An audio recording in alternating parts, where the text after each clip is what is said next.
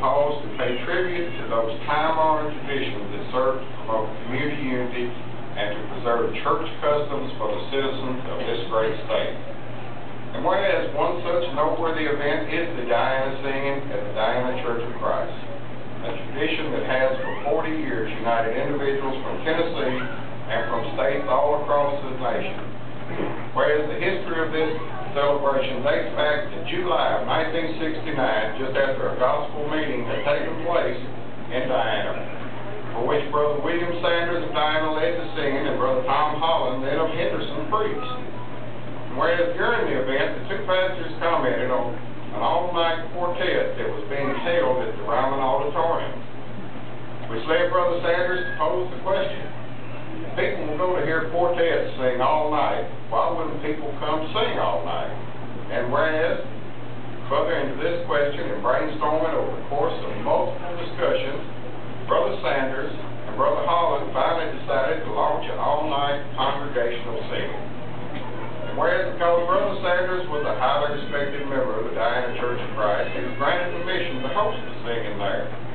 And whereas working with no operating funds and spending a total of $15 marketing the event, Brother Sanders and Brother Holland agreed to spend the necessary time preparing for and planning the singing. And because of Brother Sanders' contagious enthusiasm for singing, hundreds of people showed up at the Diana Church to take in the first all-night congregational singing in October of 1969. Because of this remarkable turnout, the people of the Diana Church of Christ worked in advance to accommodate the crowds for the second year, barring attempt to attack the side of the church and filling it with large chairs. Despite the expansion, however, more people arrived than were expected, and the audience surpassed the space available. Whereas the following year, the church congregation borrowed an even larger tent to attach to the building. Again, the number of people who participated in the singing outnumbered the seats and the room available. Whereas in preparation for the fourth singing, the congregation borrowed a standalone tent, which the crowd promptly filled and overflowed, singing late into the night and praises of the Lord. And whereas realizing the importance of participants being together in one place, the church body decided to set up accommodation to provide singers with ample space together. And whereas when the possibility of buying a neighboring lot arose, the leaders of Diana Singing announced their plans to the participants that during one of the singings, enough money was donated and pledged by the singers to secure the purchase of the lot. Whereas after the purchase of new property, a shed large enough to hold 1,500 people was erected in 1973, but it was quickly outgrown by the great number of people attending the annual event.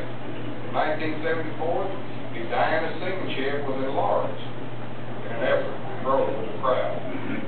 And whereas a much anticipated annual event, the Diana Singing takes place on the first full weekend of June and September. The first night of a two-night event draws a larger crowd, usually 3,000 church members from across Tennessee, neighboring states, and across the nation. Whereas during both evenings, the session starts at 7:30, and on Friday, the singing continues 12 past midnight, with some people lingering to sing until daybreak. Saturday night session ends at 11:30.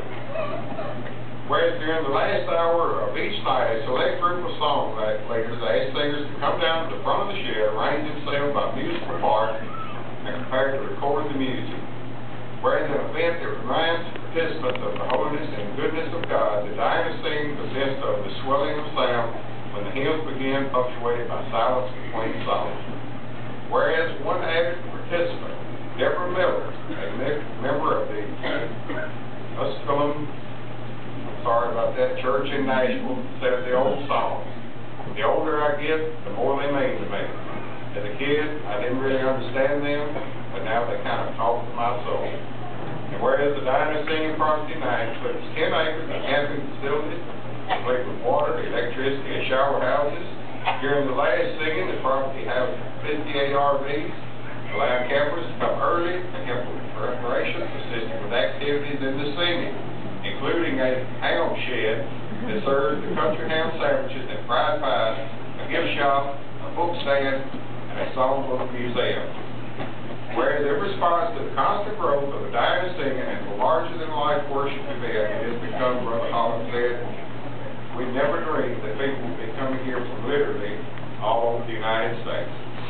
Whereas the dying and singing represents the best of Tennessee tradition, uniting people from across the United States to sing hymns together and think back to a day when a praise service consisting of the blending of voices, without the aid of microphones or television screens. And he should be especially honored. Now therefore, be it resolved by the House of Representatives of the 106th General Assembly of the State of Tennessee, the Senate concurring, that we hereby honor and recognize the founders, leaders, and participants of the dying and singing. And we join them in celebration of the event's impact on the citizens of this state and its 40th anniversary. Thank you.